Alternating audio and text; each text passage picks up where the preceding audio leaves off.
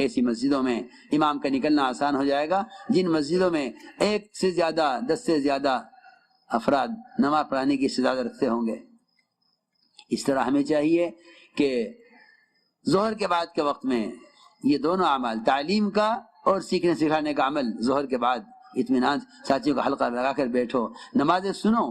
دیکھو سننے سے معلوم ہوتا ہے کہ اس کے عمل میں کیا غلطی ہے، صرف بتانا کافی نہیں ہے۔ تعلیم کا یہ طریقہ ہی نہیں ہے کہ آپ بتا کر فارغ ہو جائیں، یہ تعلیم کا طریقہ ہی نہیں ہے۔ تعلیم کا طریقہ یہ ہے کہ جو ان کو سکھلایا ہے وہ ان سے سنو، ایک وقت میں سکھلایا جائے، ایک وقت میں سنا جائے، ایک وقت سکھلایا جائے، ایک وقت سنا جائے کہ کیا سیکھا ہے، اور قرآن کی آیتیں انہیں پڑھا کر 2 کی جوڑی بنا دی جائیں۔ یہ طریقہ سنت طریقہ ہے جو میں عرض کر رہا ہوں، صحابہ کی، حضور صلی اللہ علیہ وسلم کی سیرت میں ملتا ہے کہ 2 کی جوڑیاں بنا دی جاتی تھی، آپس میں مذاکرے کریں قرآن کی آیتوں کے بھی، اور آپس میں مذاکرے کریں مسائل کے بھی، آپس میں مذاکرے کریں دعاؤں کے بھی۔ اس طرح سے ہمیں چاہیے کہ ظہر کے بعد جماعت کے سب ساتھیوں کو حلقہ لگا کر بٹھائیں اور ان کو دعائے قنوت بھی یاد کرائیں، تحیات بھی یاد کرائیں۔ یہ ظہر کے بعد کا وقت سیکھنے سکھلانے کا، تعلیم اور تعلم کا ہے۔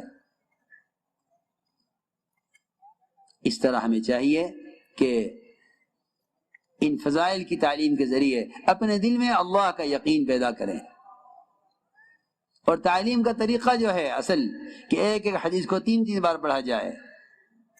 عربی عبارت علماء پڑھیں، عربی عبارت علماء پڑھیں، غیر عالم عربی عبارت نہ پڑھیں۔ علماء ہیں تو عربی عبارت ضرور پڑھیں 1 مرتبہ، اور 3 مرتبہ حدیث کا ترجمہ پڑھا جائے تاکہ اچھی طرح بات سمجھ میں آ جائے۔ یہی سنت طریقہ بھی ہے۔ تعلیم میں جلدی کرنا، یہ کتاب ختم کرنا مقصود نہیں ہوتا، بلکہ کسی بات پر مجمع کو لانا اور سمجھانا اصل مقصود ہے۔ اس لیے تعلیم میں یہ سنت طریقہ ہے کہ ایک بات کو بار بار پڑھا جائے تاکہ بات اچھی طرح سمجھ میں آ جائے، یہی سنت طریقہ ہے تعلیم کا۔ تعلیم کے ساتھ تعلیمی گشت، یہ بہت اہم کام ہے اور سنت ہے، یہ صحابہ کرام کا معمول ہے، صحابہ کا معمول ہے یہ۔ تعلیم کے ساتھ تعلیمی گشت۔ امام المحدثین ابو رضی اللہ تعالیٰ عنہ مسجد میں تعلیم ہو رہی تھی اور وہ بازار سے، کھلے بازار سے لوگوں کو تعلیم کے حلقے میں بھیج رہے تھے۔ اس طرح ہمیں چاہیے کہ 2 ساتھی جوڑی بنا کر جائیں مسجد سے باہر، جو لوگ بازاروں میں، ہوٹلوں میں اور گناہوں کے اڈوں پر بیٹھے ہوئے ہیں انہیں جا کر پیار محبت سے سمجھا کر انہیں مسجد میں آنے کے لیے آمادہ کریں، تھوڑی میں ہاتھ دیں، خوشامد کریں، اور واقعی ایسی خوشامد کرو کہ اللہ کو رحم آ جائے، اور ایسی خوشامد کرو کہ لوگوں کو تمہاری خوشامد سے شرم آ جائے۔ آرڈر دینا یا خبر دے دینا کافی نہیں ہے، ہمارے دل میں غم ہو ایک امت کا۔ دیکھو یہ گشت اپنے غم کو ظاہر کرنے کا گشت ہے، یہ ملاقاتیں کوئی رسم نہیں ہے۔ اندر ایک بے چینی ہو، اندر ایک غم ہو۔ میں تم سے کیسے سمجھاؤں کہ ڈوبتے آدمی کو بچانے والی کا جو غم اور فکر اندر ہے، کوئی یہ نہیں دیکھے گا کہ ڈوبنے والا کون ہے، میری کیا رشتہ داری ہے، نہیں۔ انسان میں اگر واقعی انسانیت ہے، اور اگر واقعی امت کے لیے محمد صلی اللہ علیہ وسلم والا غم تقسیم ہونے میں تمہیں ایک ذرہ بھی اس کا ملا ہے، تو تم اس بات کو برداشت نہیں کرو گے کہ اس کو اس حال میں چھوڑ دیا جائے۔ ہم گشت کسی غم کی بنیاد پر کریں، ہم ملاقاتیں کسی فکر کی بنیاد پر کریں۔ تبلیغ میں گشت کوئی رسم نہیں ہے کہ آؤ یہ چکر لگا لیتے ہیں، آؤ یہاں کو ہو کر آ جاتے ہیں، نہیں۔ وہ تو لوگوں کو گشت کا موضوع ہے لوگوں کو فرشتوں کے پروں میں سمیٹنا۔ لوگوں کو کہاں سمیٹنا؟ میں کچھ کہہ رہا ہوں، لوگوں کو فرشتوں کے پروں میں سمیٹنا، شیاطین کے پروں سے نکال کر، کہ صحیح حدیث میں ہے کہ شیاطین بازار میں انڈے دیتے ہیں وہیں بچے نکالتے ہیں۔ ان کو ان شیطانوں کے پروں سے اور ان شیاطین کی صحبت سے اور اس غلط ماحول کے اثر سے نکال کر انہیں کسی طرح فرشتوں کے پروں میں لانا، یہ گشت کا موضوع ہے۔ اس لیے تعلیم کے دوران تعلیمی گشت ہوگا، ایک کو دعوت دے کر مسجد میں تعلیم کے حلقہ میں آنے پر آمادہ کریں۔ 2 ساتھی 3 ساتھی گشت کر کے آ گئے، پھر دوسرے 2 چلے جائیں۔ اس طرح تعلیم کے دوران مسلسل تعلیمی گشت چلتا رہے، امیر صاحب 2 ساتھیوں کو بھیجتے رہیں، جوڑی بنا دیں، اور یہ لوگوں کو تعلیم کے حلقے میں لے کر آئیں، جس سے جماعت کی تعلیم بھی ہوتی رہے اور باہر کے لوگوں کو بھی تعلیم کے حلقے میں جوڑا جاتا رہے۔ اس طرح ہمیں تعلیم کے دوران تعلیمی گشت کا اہتمام کرنا ہے۔ دوسرا عمل ذکر ہے۔ مولانا اصف فرماتے تھے علم اور ذکر یہ دونوں ایک دوسرے کے ساتھ ایسے لازم ہیں کہ بغیر ذکر کے علم ظلمت ہی ظلمت ہے، اور بغیر علم کے ذکر حضرت فرماتے تھے کہ شیطان جاہل صوفیہ کو استعمال کرتا ہے امت کو گمراہ کرنے کے لیے۔ اس لیے علم فرض ہے، علم فرض ہے۔ علم کے بغیر کسی عبادت کا کوئی اعتبار نہیں، اور علم کے بغیر کوئی عبادت اللہ کے قابل قبول نہیں۔ اخلاص کافی نہیں عمل کے لیے، اخلاص کافی نہیں عمل کے لیے۔ جو فرضیت عمل میں اخلاص کی ہے وہی فرضیت عمل میں علم کی ہے۔ علم کے بغیر کسی عمل کا اعتبار نہیں ہے۔ آدمی عمل میں کتنا بھی مخلص ہو، اگر عمل علم کے مطابق نہیں تو قابل قبول نہیں ہے۔ اس لیے چاہیے کہ علم حاصل کریں اور علم علماء کی صحبت سے لیں۔ علماء کی مجلس، علماء کی صحبت یہ صحیح غلط میں تمیز کے لیے لازم اور ضروری ہے۔ علماء کو چاہیے کہ ان نکلنے والوں کے ساتھ اللہ کے راستے میں نکلیں، اس میں کوئی شک نہیں کہ ان کا وقت قیمتی ہے ان کے، لیکن امت کے قائد، امت کے مربی، امت کی کو تعلیم دینے والی صرف یہی جماعت ہے۔ دور صحابہ کے، دور نبوت سے لے کر قیامت تک ہر زمانے میں علماء ہی امت کے قائد رہیں گے اور علماء ہی امت کو تعلیم دیں گے۔ عوام اور علماء کے اختلاط کی اس سے بہتر کوئی شکل نہیں کہ اللہ کے راستے میں نکلنے والوں کے ساتھ علماء کی تشکیل کی جائے، اور یہ اپنی ذمہ داری سمجھ کر نکلیں۔ حضور صلی اللہ علیہ وسلم کا طریقہ یہی تھا، آپ نکلنے والی جماعتوں کے ساتھ علماء کو جوڑا کرتے تھے، بلکہ امتحان لیتے تھے۔ جو نکلنے والوں میں سب سے زیادہ علم رکھنے والا اور صحیح قرآن پڑھنے والا ہوتا تھا، آپ اس کو جماعت کا ذمہ دار بنایا کرتے تھے۔ یہ امکم علمکم، یہ بتلایا ہے حدیث میں کہ تمہارا امیر، تمہارا ذمہ دار وہ ہونا چاہیے جو تمہیں اچھا قرآن پڑھنے والا، صحیح قرآن پڑھنے والا اور علم رکھنے والا ہے۔ اس لیے تاکید سے عرض کر رہا ہوں کہ علم علماء کی صحبت سے لو۔ دینی مدارس اسلام کے قلعے ہیں، یہاں سے علم حاصل کرو اور اپنی مسجدوں میں رہ کر اس علم کی خدمت کرو اور عوام تک علم کو پہنچاؤ، یہ علماء کی ذمہ داری ہے۔ اس طرح مسائل کو سیکھو اور ہر قدم پر علماء سے پوچھو، ہر قدم پر پوچھو۔ دیکھو تو صحیح، ایک گاڑی میں چلنے والا اگر راستہ نہیں جانتا ہے، ایک جگہ بھی اگر نہ پوچھا تو اپنی منزل سے میلوں دور، اپنی منزل سے کوسوں دور ہو جاتا ہے۔ ہائے ہائے، وہاں پوچھ لیتے اس موڑ پر تو اتنا وقت نہ ضائع ہوتا، اتنا پیٹرول نہ ضائع ہوتا، جہاں جس کام کے لیے جا رہے تھے وہ کام بھی نکل گیا، ہاتھ سے نکل گیا، وقت پر نہیں پہنچ سکے، کیونکہ ایک موڑ، صرف ایک موڑ غلط مڑ گئے، ایک چوراہے پر غلط مڑ گئے۔ کہیں ایسے راستے آئیں گے جہاں 4 6 راستے نکل رہے ہوں گے، اگر نہ پوچھا تو آپ جانتے ہیں کہ لوگ تقریبات فوت ہو جاتی ہیں، چھوٹ جاتی ہیں، وقت پر پہنچ نہیں پاتے ہیں، ٹرینیں چھوٹ جاتی ہیں، راستہ بھول گئے۔ جی ہاں، کیوں؟ لیکن پوچھا نہیں لوگ۔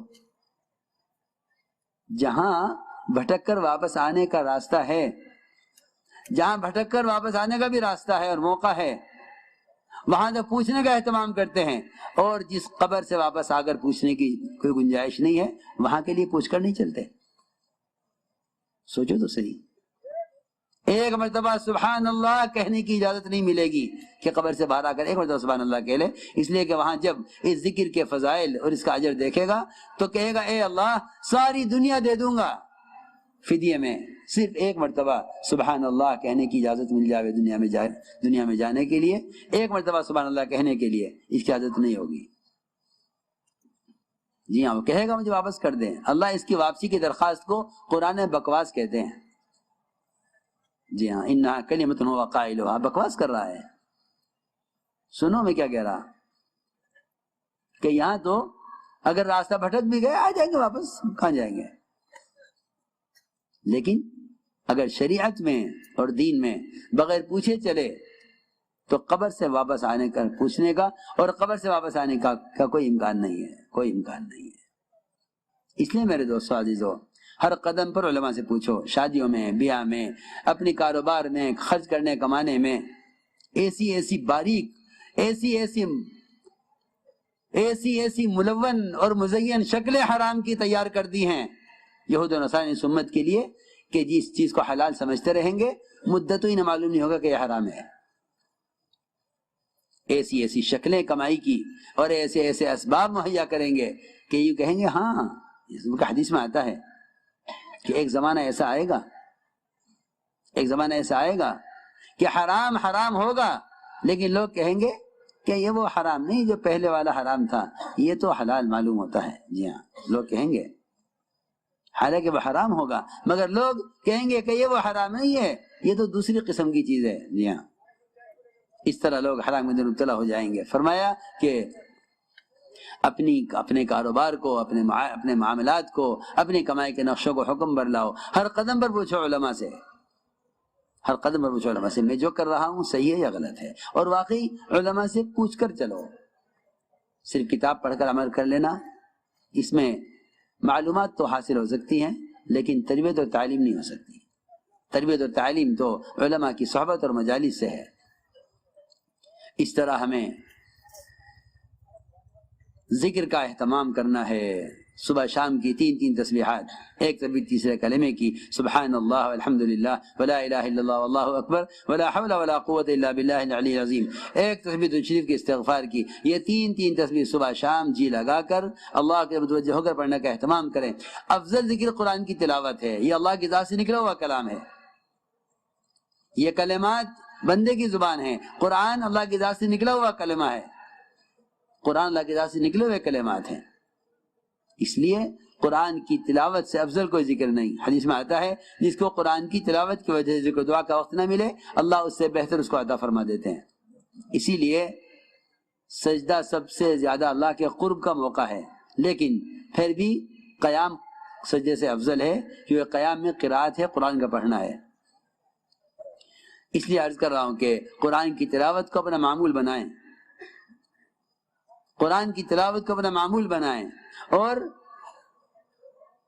قرآن کو قرآن میں دیکھ کر پڑھیں. یہ میں بہت تاکید سے کہتا ہوں. آج کے لیے ایک فیشن چلا ہے، فیشن کہوں یا بیماری کہوں یا سنت کی مخالفت کہوں یا خلفاء راشدین کے طریقوں کا مٹانا کہوں کہ موبائلوں میں قرآن کا رکھے پڑھو، اس میں بھی کوئی حرج نہیں ہے.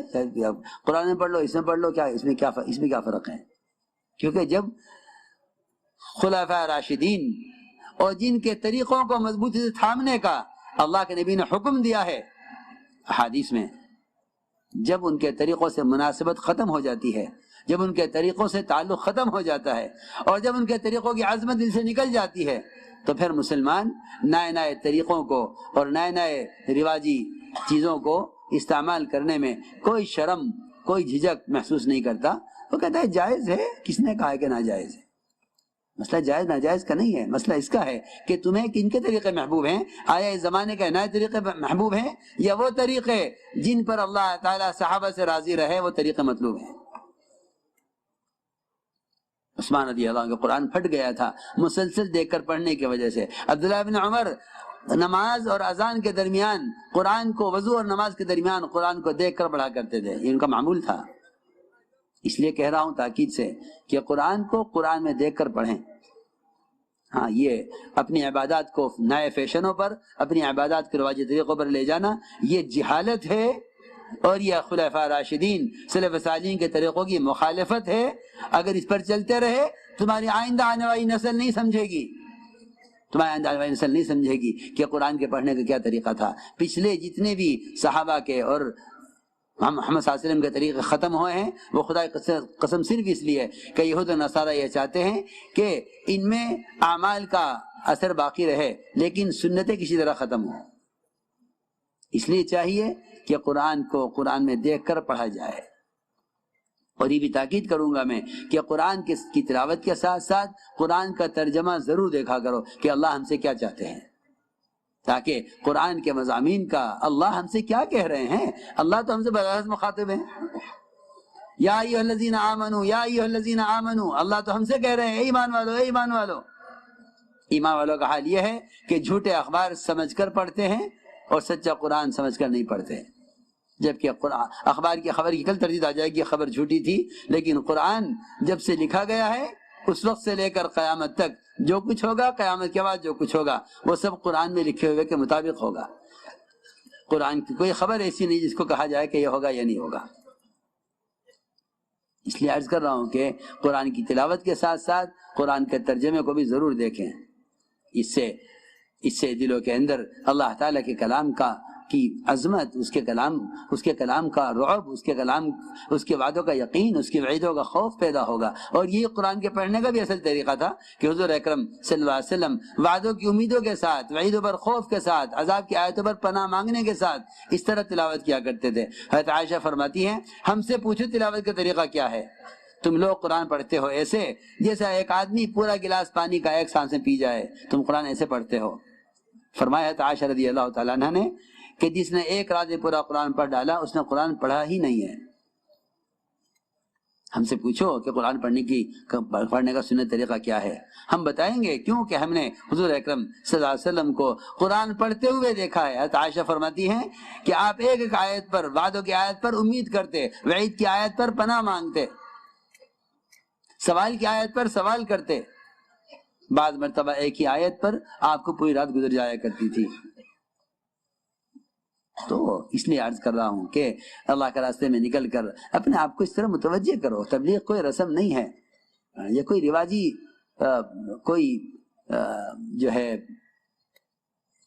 کوئی پروگرام نہیں ہے.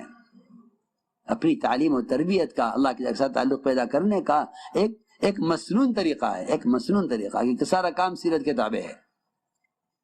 اس طرح ہمیں قرآن کی تلاوت کا اہتمام کرنا ہے.